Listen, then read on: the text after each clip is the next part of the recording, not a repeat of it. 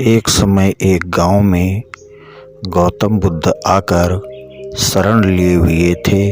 काफ़ी लंबा सफ़र तय करने के बाद बुद्ध थोड़ा आराम कर रहे थे, परंतु लोग इनसे अपनी समस्या का हल मांगने हमेशा पहुँचे रहते थे।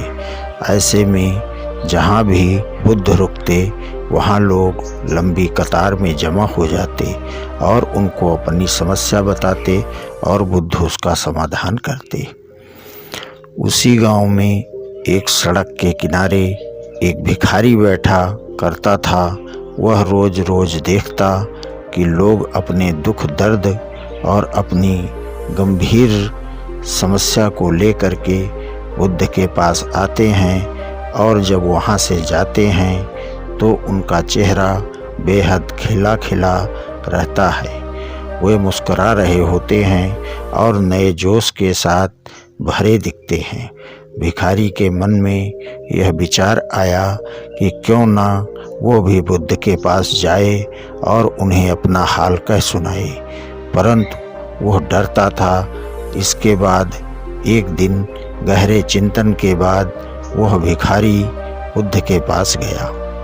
लोग लंबी लाइन में खड़े रहते और एक एक कर अपनी समस्या का समाधान लेकर वहाँ से चले जाते। ऐसे में गौतम बुद्ध के चेहरे पर सदा मुस्कान रहती और वे हमेशा इसी तरह समस्या का हल बताते। भिखारी भी जब उनके पास पहुँचा तो उन्हें प्रणाम करता हुआ बोला, हे भगवान, इस जगह पर सारे लोग खुश व समृद्ध हैं, पर मैंने तो ऐसा कुछ नहीं करा जिससे मेरे को जीवन का दुख झेलना पड़ रहा है। फिर मैं इतना गरीब और निर्धन व्यक्ति हूँ।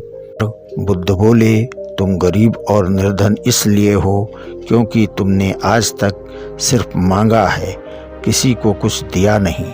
तो वहाँ खड़े लोग सब हैरान रह गए और सबके मन में यह सवाल उठने लगा कि यह गरीब किसी को क्या दे सकता है। इस पर गरीब भिखारी ने बोला कि भगवान, मैं खुद भीख मांग कर गुजारा करता हूँ, भला मैं किसी को क्या दे सकता हूँ।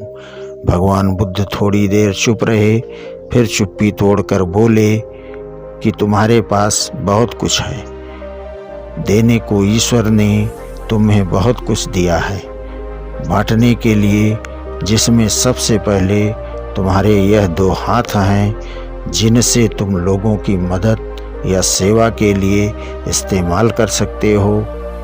तुम्हारे पास मुस्कुराहट है, जिसे देकर तुम दूसरों में नई ऊर्जा का संचार कर सकते हो। मुंह से दो मीठी बातें बोल सकते हो।